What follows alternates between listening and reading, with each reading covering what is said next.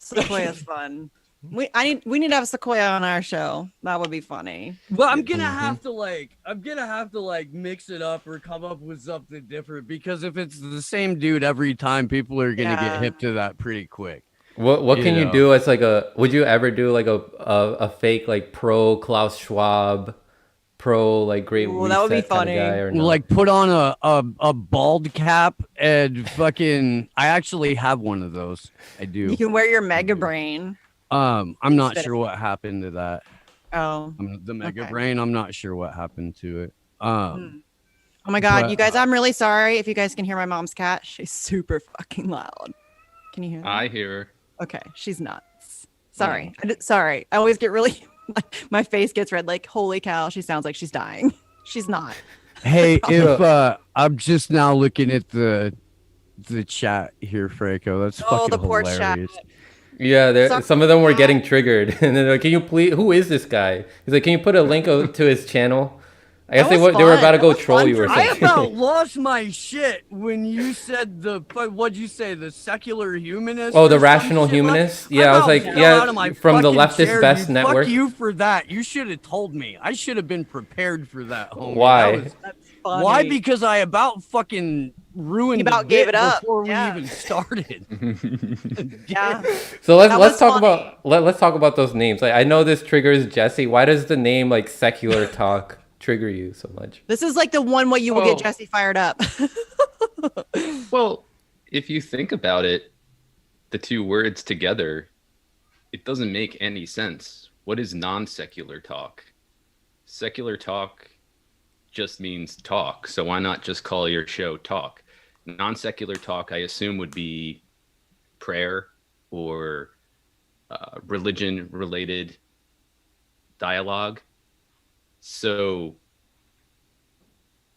Kyle Kolinsky is obviously not talking about prayer or religion on his show. So the secular is redundant. It should just be called talk. And I think what really pisses me off about it is not him or the content he puts out so much as the abuse of or misuse of language that makes something like his show sound like something it's really not. It's not revolutionary. It's not, I wouldn't even say adversarial at this point. And I think in this political atmosphere we're all trying to survive in, that language is super important. Narrative is super important, but it has to hew as close as it can to the truth. And how can I take somebody seriously if the name of their show is redundant? Secular talk. So I think that some of it probably stems from the need for a lot of people who are like center left or just barely left of center to be like so over the top smug in their atheism that they have to like and I think that that's part of it, that why he went that route.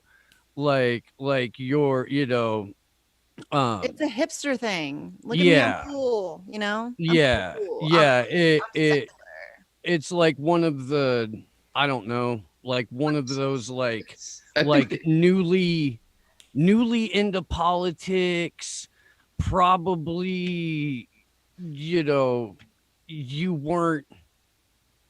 probably went from being like agnostic to, if I'm not repugnant about my atheism, my friends will think I'm weird, kind of thing. And I think that it stems from that. And again, Kyle Kolinsky is trying to be Jimmy Kimmel. Kyle Kolinsky is trying to be the first male host of The View. Kyle Kolinsky is not here to teach you anything. Kyle Kolinsky is here to take your fucking money. So if you're expecting honesty out of a show, don't look at that guy. Don't. I mean, you could be like, yeah, that's a fucking idiot. Oh my God, he looks like he should be selling ecstasy in a shitty fucking Miami nightclub. What the fuck is he doing on TV? You know, that should be what you're thinking. And I agree 100% with your assessment, Jesse Zerwell, who just said that about Kyle Kalinske and not me. I 100% agree with you. I do. But yeah, I mean, I think a big problem with people, a big problem with those shows too, is that they're not really delving into what they're reporting on as much as they should. There's a lot of obfuscation and omission, and the fact that they have the huge platforms they do, good for them. I'm not jealous about that. I don't care about that until it comes to the fact that such a huge platform is being exposed to just such milquetoast, mealy-mouthed ideas, and that are being pawned off as progressivism or leftist or radical. Or bold. Has he ever? You know, I mean, that's the fucking game, dude, and that's why we're here, and that's why we just fucking teamed up with MCSC, because we're going to become the countervailing presence to that. Like we have Kevin Gostola. We're gonna keep those guys in check. Kevin Gostola told me, just do the work that nobody else is doing. Right. And even if they hate you, they'll have to report on what you're doing because you're the only one doing it. Yeah. Well, in our own ways, we're the only ones that have been doing the shit that we've been doing, especially over at Action for Assange. Like, hands down. You know, there's shit that we've pulled off over there that fucking nobody else was doing, and that people have had to try and catch up to what we were doing in order to fucking compete or surpass such an heavily and easily shadow banned channel, you know? Yeah. So that's what, I mean, that's what we're here for. So, right? That's why we're all here, is to make people understand that you don't have to listen to a non-threatening little beta piece of shit with a suit just wants to lie to you and maybe finger bang you and then also take your money. So what's the deal with people who, you know, they celebrate and defend Kyle just because he talks about Assange like once every 6 months. Oh my gosh. His stands are unbelievable. There's one who, Steve knows about this, for like a week. She still does it occasionally. People still send me screenshots, but she's laid off a lot since we really went went back at her. But they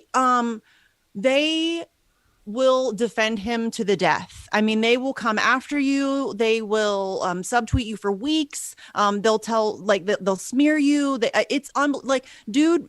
But they'll never tag you.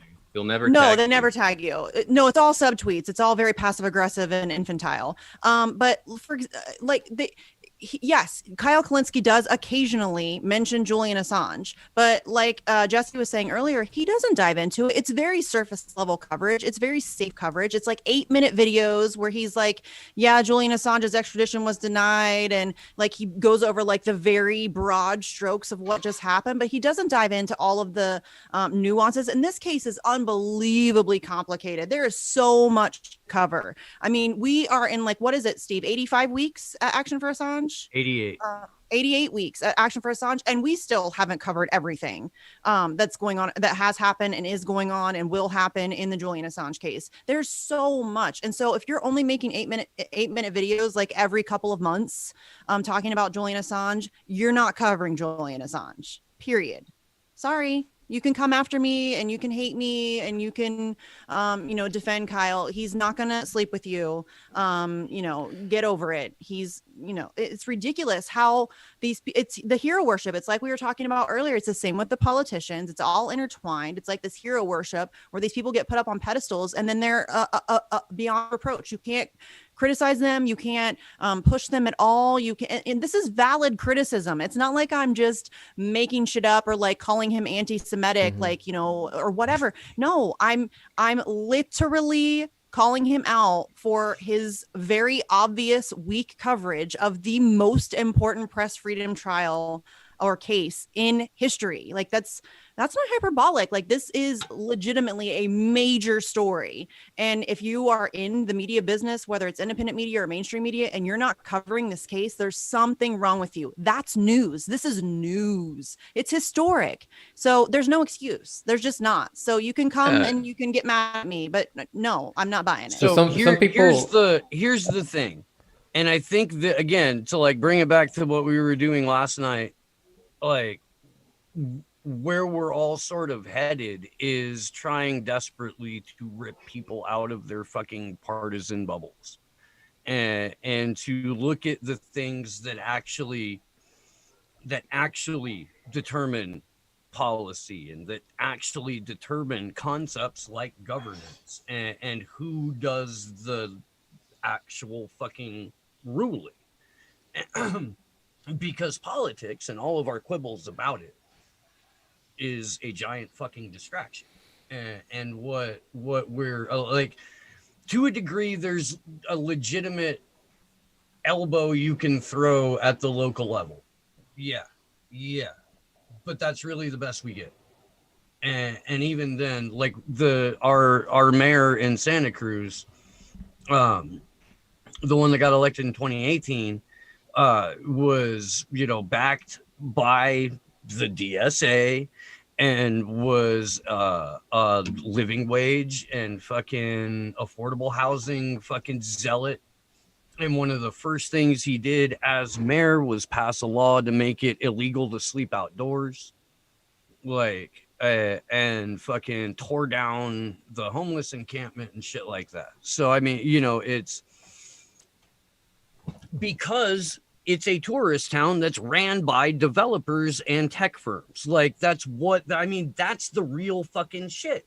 This is why when we're in DC next week, we're going from Fox and NBC to CNN, and then we're going to Google. Like, when I get back, the fucking first thing that I'm doing is organizing events at YouTube and Google in California. Like, we need to hit the organizations that are actually responsible for the situations that we find ourselves in terms of our economy or our foreign policy or our domestic policy. And unless we're doing that, we're taking people's fucking money to get them hyped up about team sports. Yeah.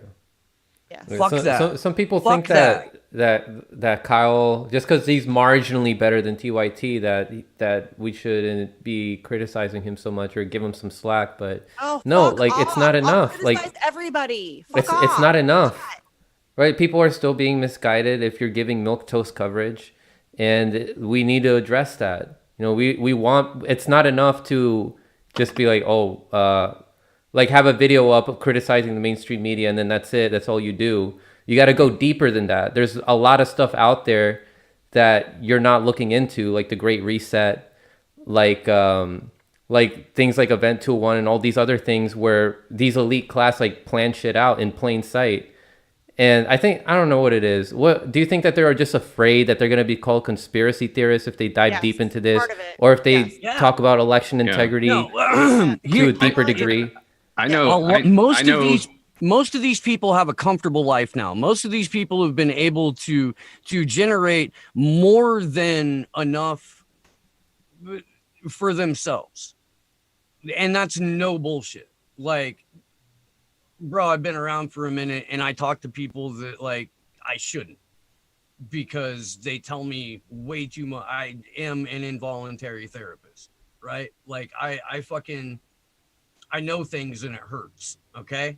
And fucking, once you've achieved that level of comfortability, you now become desperately afraid of losing it.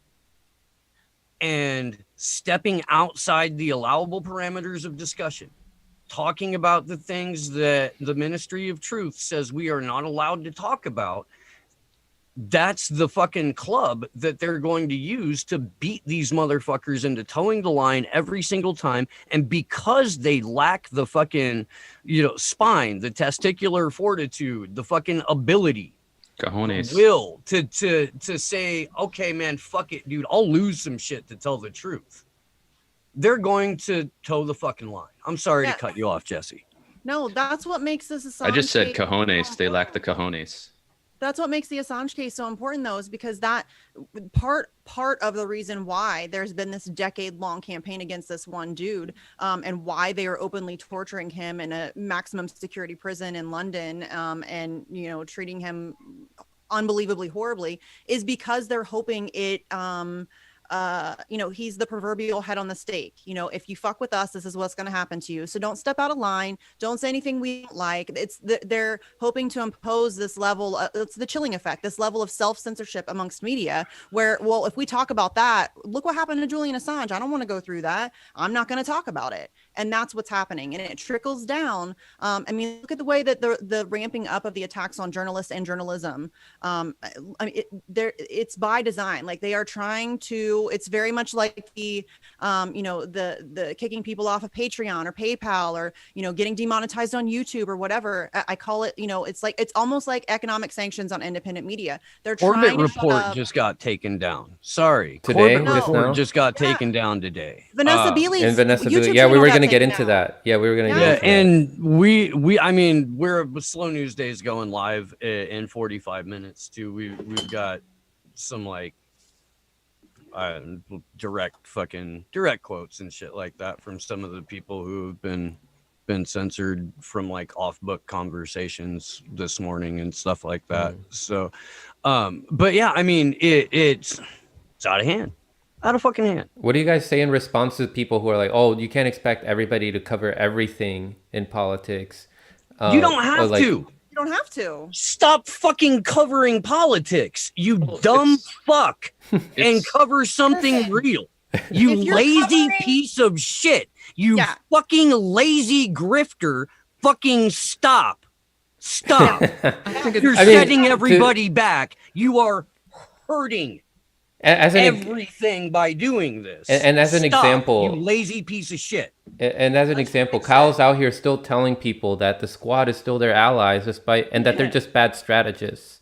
Right. And he's out there giving them, okay, here's a better strategy that they should do. Like, you don't think that they thought of that already? There's something that my friend Jordan from the Yellow Brick Road said. He's like, Kyle doesn't think that these people who, studied politics, who are in these positions, haven't thought about these things, these ideas that Kyle is proposing. They thought about it. They're just not gonna rock the boat because they're in it for their career. And he should be honest with his audience about that. He should stop telling his audience that they're just bad strategists, but they're still our allies and that they mean well. Remember when the Saudis blew up a bus and killed dozens of children in Yemen in 20? Well, they've done it so many times, but I think the time I'm thinking of was in 2019. That was just bad strategy. Right. It's so gross, and I'm really tired. It's not bad strategy. It's willful behavior on their part. And as we've been saying, they've gotten to a comfort level that overrules their faculties when it comes to fulfilling any campaign promises they made that have to do with actual human welfare. They'll do the bare minimum. They'll show up. They'll make a voice vote and then lie about it so that they look good while still maintaining their patrician standing. And it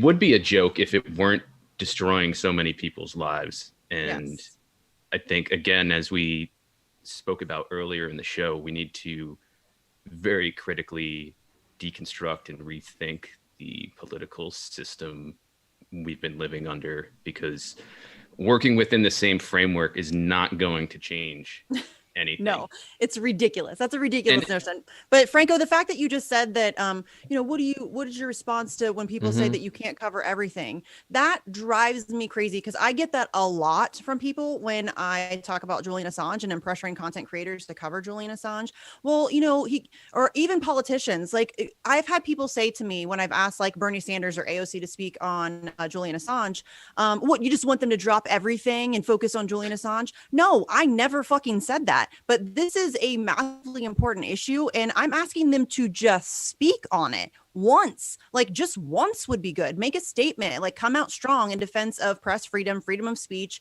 and Julian Assange's human rights, and grow a spine and stand up for what's right. Like, that's not asking too much. I have never said that I think Bernie Sanders should be, solely focused on the issues that I'm focused on, or AOC, any of them, none of them. I've never said that. But me asking them to speak on this is a monumental case. It really is kind of a turning point in human history. And the fact that I have to beg progressive politicians and progressive media to cover this or even just mention it is absurd. And that should piss everybody off. Stop making excuses for them. That should piss you off. Be mad about that.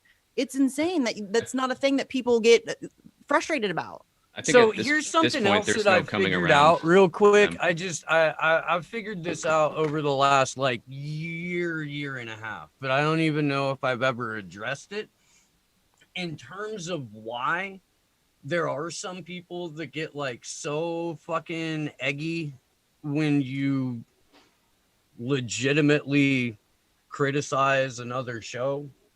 And not the ones that like honestly believe that one day they'll be able to like bang this person or whatever. But I mean, there are people that like, there are people like that were brand new. Simps. There were people that were brand new that like heard some shit that it kicked in the dopamine a little bit. They heard what they wanted to hear. They liked it. It made them feel good. And so they started supporting the show. And they continued to support the show. And they support the show like we all fucking love the shit out of the people who support our show that way, But now it's protecting an investment.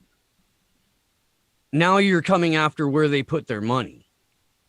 And now it's like personal on a couple of different reasons, because this is what you've been believing in. This is what you've been financially supporting. And it's like a different level of people feeling attacked when you criticize something that they're financing, essentially. Ron Placone's right, dude. The people are the producers of these shows. Ron just came out and said, this is viewer curated content. You're in the driver's seat. I'm doing the stories. And that was entirely unique in that moment, because everybody else was taking the money and then telling the audience stuff that they all wanted to hear. But Ron legit was like, I'll cover whatever you want me to cover. Just, make sure I see it. And that's how that worked out, So it really is. I mean, it's the audience driving our ability to do these shows. And it's the audience that has a personal, emotional, and in many cases, financial investment in our show and in our success. So I get it.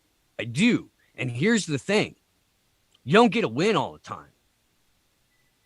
You don't get to make a safe bet every single time. Sometimes you have to take your fucking losses. Nobody's fucking passing out a fucking participation trophy for good content creation or anything like that. Nobody is. That's not gonna happen. And fucking it. If you feel like you've got too much invested in an individual content creator to like just walk away, bro. Walk away. Fucking sack up. Like, take your fucking lumps. They need do it. You'll feel so much better. Yeah. Like 10 minutes later.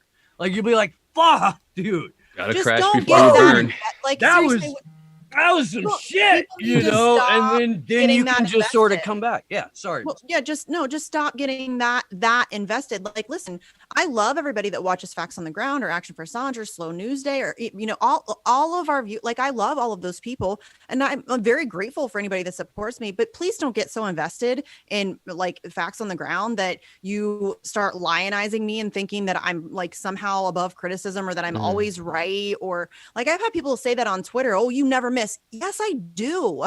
Yes, I do. I'm not perfect. Please don't ever think that I am. I've told you guys many times, like, I get very uncomfortable by the fact that I'm lumped in as like some kind of journalist. I'm not a journalist, y'all. I'm just some chick in Ohio who has a webcam and cool friends and opinions. That's really it. I'm going to get things wrong. I'm going to fuck up. I'm going to piss you off. I'm going to say things you don't like, and that's fine. And I would hope that at some point we can be adult enough to be like, hey, I don't always agree with that person, but sometimes I do, and so I'm going to support them in some way. You know what I mean? Like tips on Rockfin or whatever. Like if one of our episodes like really strikes a chord with you, throw a tip at us. But like, I don't like when people it's one of my biggest pet peeves is when people get so emotionally invested in, it's the same, like, again, with politicians. Stop with the like celebrity worship kind of stuff. These are all human beings you're dealing with. Nobody's perfect. None of us is perfect. We're all going to fuck up and make mistakes and have bad days. And that's just reality. So, I mean, yeah, it's just this weird, I think people are just, especially now, like the time that we find ourselves in, people are very desperate for somebody to save them, to like be the hero. And so they latch on to these personalities that, you know, struck a chord in them in some way or at some time. And then it's like they're hanging on for dear life. Like, this person can help me. No, you have to help yourself. You really do. You have to. Yeah. And some people need to realize also. Yeah, go ahead. I was going to say, some people need to remember also, what was it that initially attracted you to this content creator or journalist that you're I don't know, hero worshiping? It's because they were revealing truths that, you know, it's uncomfortable for some normies to process. And so don't just stop there. Take it a step further. They're not going to be perfect. They're not going to be right on anything, on everything. So there's going to be some truths that are revealed that show how they're lacking in certain areas. And so be open to that. Like, it doesn't stop there. Don't be a half measurer and just think that just because they revealed some truths about something, like they revealed some truths about Russiagate or forced to vote, it's not going to just stop there. Okay, there's more truths out there that content creator is not going to be aware of, and you're going to have to be open to it. You know, the journey for the truth is going to keep going. It goes a lot deeper than you think. Yeah, I agree. And just to go back to what you were saying about people waiting for a hero or a savior, that's millenarianism is the proper term for that. And we saw that undoubtedly with the Mueller investigation and Russiagate. Mueller and his retinue of lawyers were supposed to save us from Trump, supposed to come out with the great truth, the compromise, the business deceptions, et cetera, et cetera. And what came of that? Nothing but waiting and waiting for nothing, which I think all four of us here knew was what was coming down the pipeline, as I said before. This little office lingo. But it's a problem, I believe, among the American polis, the American citizenry that votes, is this need for somebody to step in and, if not change everything for the better, then change a lot of things for the better. We saw it during Obama's first election, and it's a cultural, psychological force that I don't think is going to go away anytime soon. And that's problematic in a lot of ways we could get into. But is what you're talking about also, can it be called hopium? Well, what is that?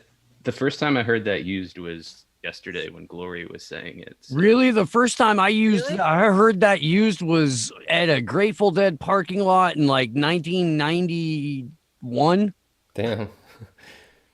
Yeah, it's weird, dude. It's weird. Like, there's shit that like hopium that I've heard that word for I guess 30 years now.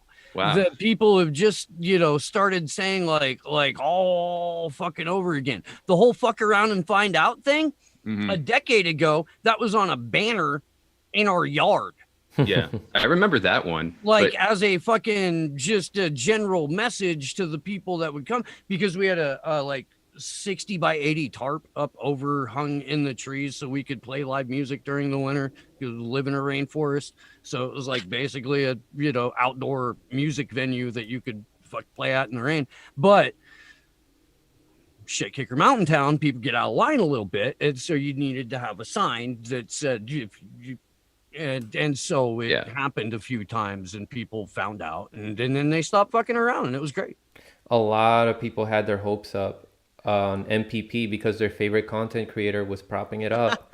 And now a lot of truths are coming out about the dysfunctions within the organization and the mistreatment of the volunteers.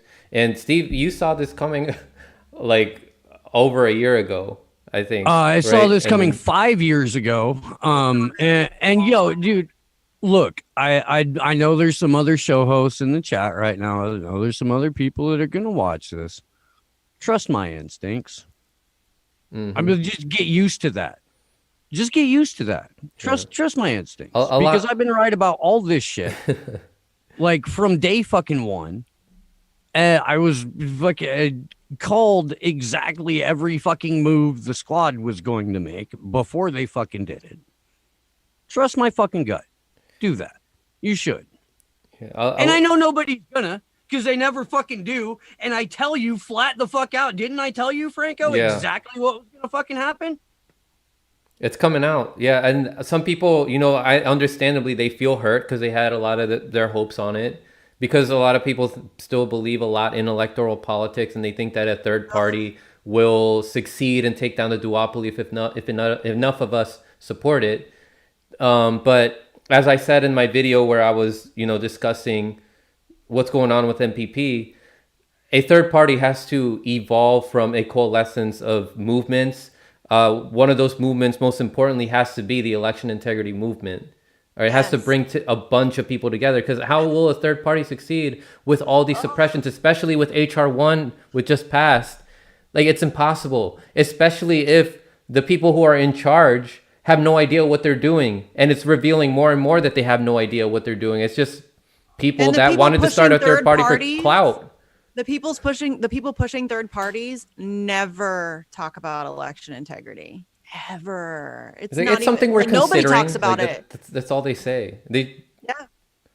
No, it's, you know, election, like they'll like buzzword it, you know, every once in a while, but they have no plan on dealing with our elections or no, absolutely not. And it's anybody that thinks that you're going to be able to work within the current electoral system and make any progress whatsoever is fooling themselves. It is beyond repair. There's no reforming this. There's no voting your way out of it.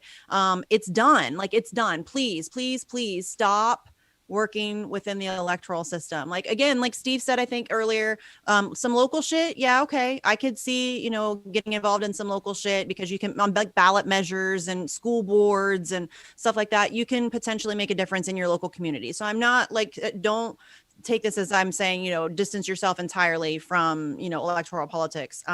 But as far as like federal electoral politics and like even state, it's so gone. It's beyond repair.